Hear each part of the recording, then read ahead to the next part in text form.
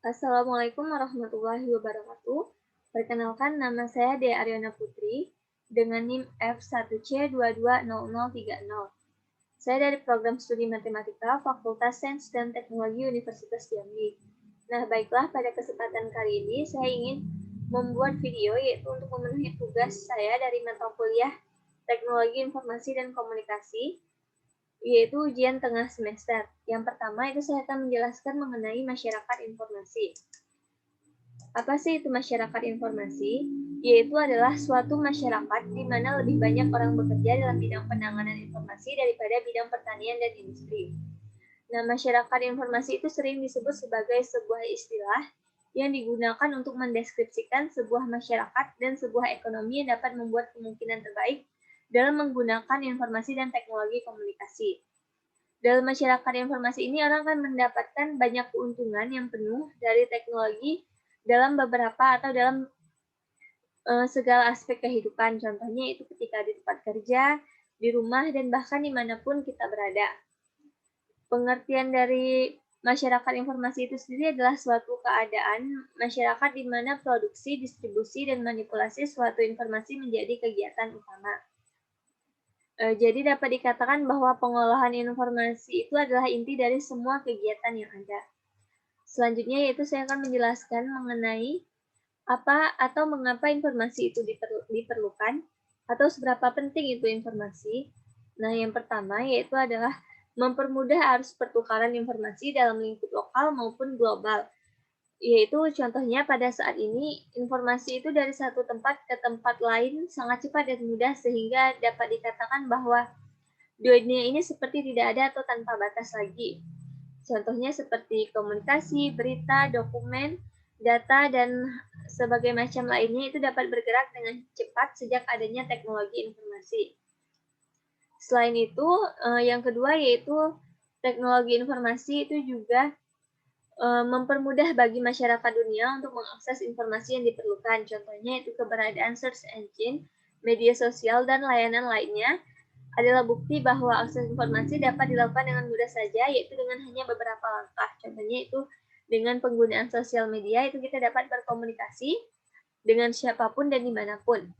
Yang ketiga yaitu adalah teknologi informasi juga mendorong kemajuan berbagai bidang, karena kemudahan informasi seperti dalam bidang ekonomi yang mengalami kemajuan pesat dengan adanya penerapan sistem informasi dalam perusahaan-perusahaan mereka. Kemudian di bidang pendidikan, pelajar dapat mengakses informasi berkaitan dengan studi mereka melalui internet dan banyak lagi. Contohnya pada saat online ini, kita harus lebih banyak mencari, yaitu dengan keterbatasan itu kita bisa menggunakan Google searching dan lainnya, itu termasuk ke dalam informasi juga. Yang terakhir yaitu adalah teknologi informasi membantu masyarakat dalam melakukan aktivitas yang berhubungan dengan teknologi dengan adanya beragam fungsi dan teknologi informasi. Dengan adanya fungsi-fungsi teknologi informasi seperti menerima, mengolah, menghasilkan, menyimpan, mengakses kembali, dan transmisi pekerjaan masyarakat akan semakin mudah, terutama dalam mengelola aktivitas mereka yang berhubungan dengan teknologi seperti sistem dan jaringan komputer. Selanjutnya yaitu mengenai apa sih itu teknologi. Teknologi adalah ilmu yang berkaitan dengan seni atau sains dengan pengaplikasian pengetahuan ilmiah ke praktis. Nah, bisa kita ketahui bahwa zaman sekarang atau pada saat ini kehidupan manusia itu tidak lepas dari kemajuan teknologi. Mengingat bahwa zaman sudah berkembang dengan sangat pesat, keberadaan teknologi sendiri itu juga telah mempengaruhi masyarakat dan lingkungan sekitarnya, di mana dengan teknologi itu dapat membantu masyarakat dalam berbagai hal seperti membantu memperbaiki ekonomi. Nah, sehingga dapat dikatakan bahwa teknologi itu merupakan metode ilmiah atau ilmu yang berkaitan untuk mencapai tujuan praktis atau ilmu pengetahuan terapan atau keseluruhan sarana untuk menyediakan barang-barang yang diperlukan bagi kelangsungan dan kenyamanan hidup manusia. Yang selanjutnya yaitu adalah apa sih itu teknologi informasi? Teknologi informasi yaitu adalah seperangkat alat yang digunakan untuk memproses, menyimpan informasi melainkan juga mencakup teknologi komunikasi untuk mengirimkan informasi. IT itu dalam arti luasan adalah penerapan teknologi komunikasi dan komputasi modern untuk penciptaan, pengelolaan, dan penggunaan pengetahuan. IT atau teknologi informasi biasanya mengacu pada peralatan seperti komputer, perangkat penyimpanan data, jaringan, dan juga perangkat komunikasi. Dalam penggunaan IT, yaitu seperti perangkat keras, perangkat lunak, layanan, dan infrastruktur pendukung untuk mengelola dan menyampaikan informasi yang berupa dari suara, video, dan gambar, dan data. Nah, teknologi informasi itu terbagi lagi menjadi dua. Yang pertama itu adalah teknologi komputer dan teknologi telekomunikasi. Teknologi komputer yaitu adalah segala sesuatu yang berhubungan dengan komputer, termasuk peralatan-peralatan yang berhubungan dengan komputer itu sendiri. Seperti itu ada printer, pembaca sidik jari, keyboard, mouse, bahkan CD-ROM juga termasuk ke dalam teknologi komputer. Selanjutnya itu adalah teknologi telekomunikasi. Telekomunikasi itu dapat kita simpulkan bahwa yang berhubungan dengan komunikasi atau yang berhubungan dengan interaksi jarak jauh. Contohnya yaitu adalah telepon, radio, televisi. Dengan adanya teknologi telekomunikasi ini, itu dapat memudahkan manusia untuk berinteraksi dengan yang lainnya walaupun berada di tempat yang berbeda. Selanjutnya yaitu adalah komponen sistem informasi. Itu contohnya yang pertama itu adalah Microsoft Office. Microsoft Office ini itu ada tiga. Yang pertama itu adalah Microsoft Excel, yang kedua Microsoft Word, dan yang ketiga ada Microsoft PowerPoint. Nah, dari ketiga Microsoft Office ini itu merupakan software yang dimana itu merupakan pengolahan kata sehingga semua pekerjaan yang berhubungan dengan mengolah kata dapat dilakukan dengan mudah dengan adanya bantuan-bantuan aplikasi yang ada dalam Microsoft Office ini. Contohnya yaitu ketika membuat surat, kita bisa membuatnya menggunakan Microsoft Word, dan ketika ingin membuat tabel itu kita bisa menggunakan Microsoft Office atau data-datanya agar terlihat lebih rapi. Yang kedua yaitu ada komputer. Komputer itu adalah mesin serbaguna yang dapat dikontrol oleh program digunakan untuk mengolah data menjadi sebuah informasi. Mengolah data menjadi sebuah informasi itu contohnya yaitu adalah kita mendapatkan data mentah atau sekumpulan fenomena alam, bentuk angka, kata, gambar. Itu dari observasi atau penelitian. Kemudian itu dapat diolah menjadi sebuah informasi yang dimana lebih jelas dan lebih rinci dari hasil observasi atau penelitian tadi. Nah, yang kedua itu ada barcode scanner. Barcode scanner ini biasanya itu untuk penggunaannya untuk memindai simbol, menangkap, dan merubah kode bar menjadi data elektrik, lalu mengirimkannya ke komputer dengan format data yang sederhana. Contohnya yaitu pada minimarket itu sering atau sudah digunakan barcode scanner ini seperti memindai kode bar yang ada pada produk, kemudian harga dari produk tersebut akan muncul di layar monitor komputer. Selanjutnya yaitu ada printer. Printer ini termasuk ke dalam hardware, sebenarnya itu adalah termasuk ke piranti keluaran yang digunakan untuk mencetak kertas. Yang terakhir itu ada satelit. Satelit ini terbagi lagi menjadi dua, yaitu ada satelit alam dan satelit buatan. Nah, pada kali ini saya akan menjelaskan mengenai satelit buatan, yaitu merupakan benda buatan manusia yang diluncurkan keluar angkasa untuk keperluan tertentu. Itu sama seperti satelit alam, yaitu yang merupakan benda di angkasa yang berputar mengikuti rotasi bumi. Biasanya satelit ini ada lagi, yaitu seperti satelit cuaca, satelit komunikasi, satelit iptek, dan satelit militer. Nah, satelit komunikasi ini itu digunakan untuk menghubungkan atau itu bisa untuk kita melakukan komunikasi jarak jauh itu yaitu dengan adanya satelit, karena adanya satelit. Yang selanjutnya itu adalah perangkat keras atau hardware. Perangkat keras adalah perangkat yang dapat dilihat secara fisik, yang dimana dapat bertindak untuk menjalankan instruksi dari perangkat lunak. Perangkat keras ini adalah bagian dari sistem komputer, yang dimana itu dapat diraba seperti keyboard, itu bisa kita rasakan dan dapat kita lihat. Perangkat keras ini biasa disebut dengan hardware, yang dimana itu merupakan tindakan yang dapat menjalankan instruksi dari perangkat lunak. Nah, perangkat keras ini atau hardware ini itu ada lagi, itu ada piranti masukan dan piranti keluaran.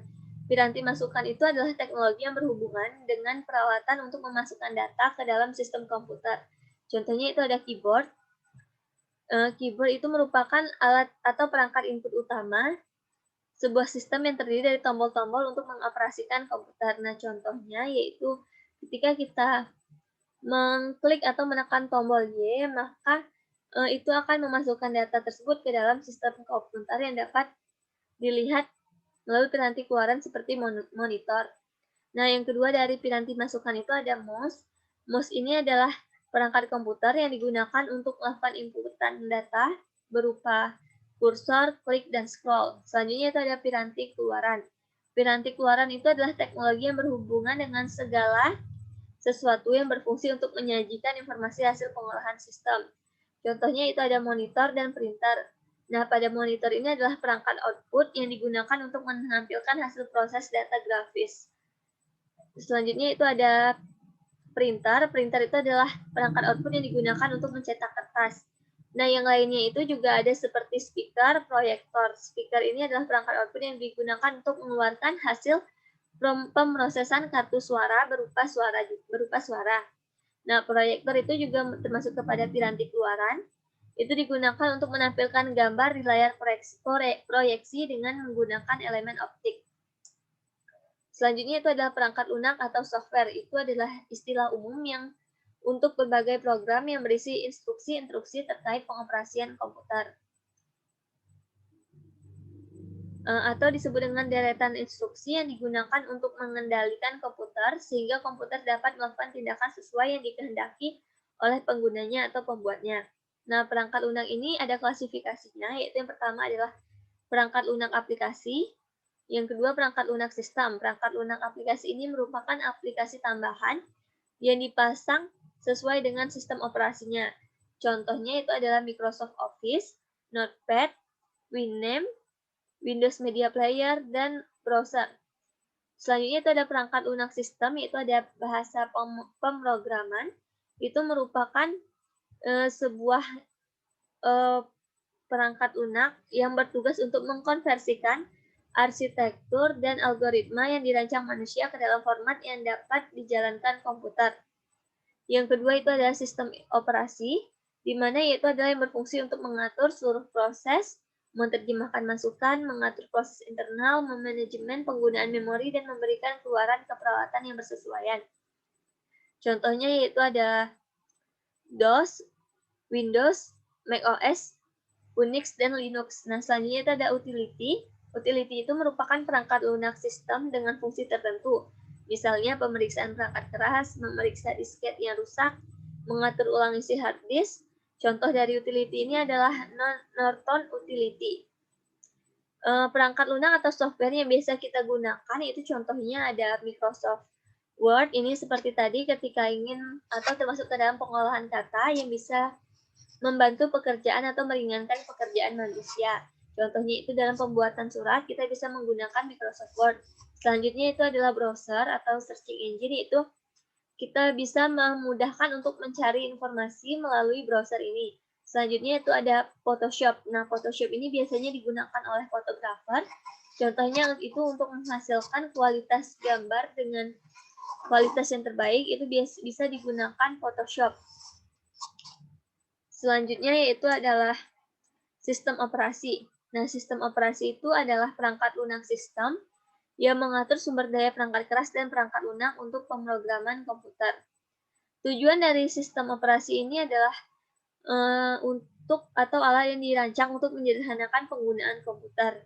Dari perspektif sistem komputer, sistem operasi dapat dilihat sebagai alat pengalokasi sumber daya yang dirancang untuk menempatkan sumber daya secara efektif. Sistem operasi adalah pengelola sumber daya dan secara efektif dapat menangani konflik permintaan sumber daya. Sistem operasi juga berfungsi untuk mengontrol pelaksanaan program aplikasi dan operasi perangkat keras berupa input dan output. Fungsi dasar dari sistem operasi yaitu yang pertama adalah menjalankan operasi dasar.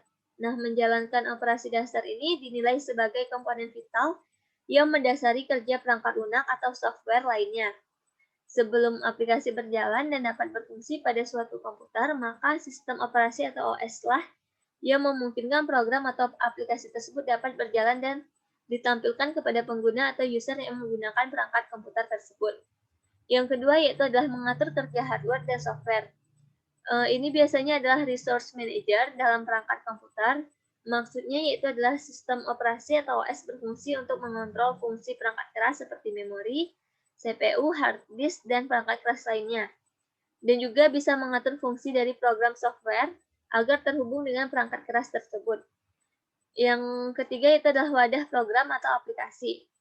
Aplikasi-aplikasi yang terdapat pada komputer biasanya memang tersimpan dalam perangkat penyimpanan. Tetapi sebenarnya aplikasi atau program tersebut berada dalam wadah yang merupakan sistem operasi itu sendiri. Nah, biasanya aplikasi tersebut melekat pada OS dan tidak bisa berfungsi tanpa adanya sistem operasi tersebut.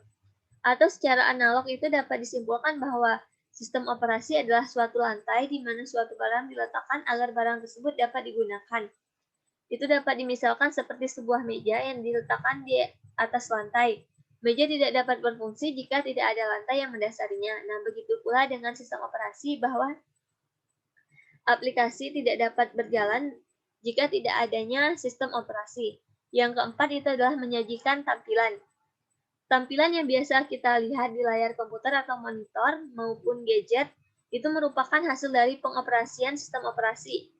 Atau dengan kata lain, sistem operasi itu dapat memudahkan berjalannya aplikasi sekaligus menampilkannya pada monitor layar komputer atau menerjemahkan bahasa pemrograman yang berasal dari CPU, kemudian menampilkannya dalam bentuk teks, grafis, dan tampilan lainnya yang mudah dimengerti oleh manusia. Sistem operasi ini juga berperan sebagai suatu interface atau tatap muka antara pengguna dengan perangkat keras yang digunakan. Yang kelima yaitu adalah mengkoordinasi kerja perangkat komputer. Selain mengatur perangkat keras dan perangkat lunak agar terhubung satu sama lain, OS juga berfungsi untuk mengkoordinasi segala hal di dalam komputer, terutama menyusun program yang sifatnya kompleks. Sistem operasi memudahkan suatu aplikasi agar dapat bekerja dengan lebih efisien. Nah, itu adalah fungsi-fungsi dasar dari sistem operasi. Selanjutnya yaitu saya akan menjelaskan yaitu adalah penerapan teknologi informasi pada bidang-bidang tertentu. Yang pertama yaitu ada bidang pendidikan. Itu merupakan contohnya itu pembelajaran berbasis komputer. Contohnya yaitu pada penerapan sistem ujian nasional yang pertama kali dilakukan yaitu pada tahun 2016, di mana berbasis komputer atau dikenal dengan CBT. Yang kedua adanya perpustakaan online. Nah, berhubungan dengan terkendalinya, contohnya terkendalinya atau terhalang oleh sesuatu hal, itu kita bisa mengakses sesuatu melalui online. Itu pun juga berfungsi pada perpustakaan atau pusat buku. Contohnya itu dapat diakses melalui website perpusnas.go.id. Selanjutnya dapat melihat berbagai hasil penelitian secara online. Sekarang penelitian itu bisa dilihat secara online. Itu contohnya seperti LIPI Kemdikbud. Yang kedua itu adalah bidang perbankan. Adanya transaksi berupa transfer via mobile. Nah, untuk melakukan transaksi atau contohnya transfer itu tidak perlu lagi ke teller atau ke ATM. Nah, sekarang sudah bisa melalui mobile. Selanjutnya itu adanya ATM pengambilan uang secara cash 24 jam. Nah, pada mesin ATM itu juga merupakan penerapan dari IT karena di dalamnya itu terdapat chip sehingga kita tidak perlu lagi menunggu waktu bukanya bank itu sendiri. Selanjutnya itu ada bidang kesehatan. Nah, pada bidang kesehatan itu adanya komputer DNA di mana itu yang berfungsi untuk mendiagnosa suatu penyakit yang terdapat pada manusia. Nah, yang kedua itu adanya aplikasi yang dapat membantu konsultasi antara pasien dan dokter.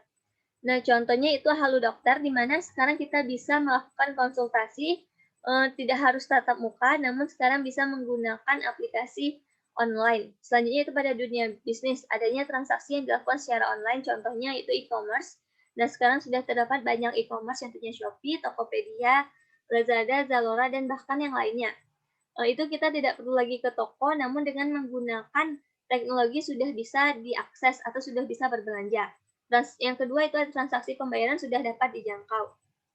Nah, itu artinya sekarang kita seperti Shopee itu juga sudah ada transaksi pembayaran berupa ShopeePay, itu seperti Gojek atau itu sudah mengeluarkan GoPay, Dana, dan OVO yang dapat dijangkau di mana saja. Nah, baiklah sekian dari saya. Jika terdapat salah kata, saya mohon maaf. Saya akhiri dengan wabillahi taufiq wal hidayah. Wassalamualaikum warahmatullahi wabarakatuh.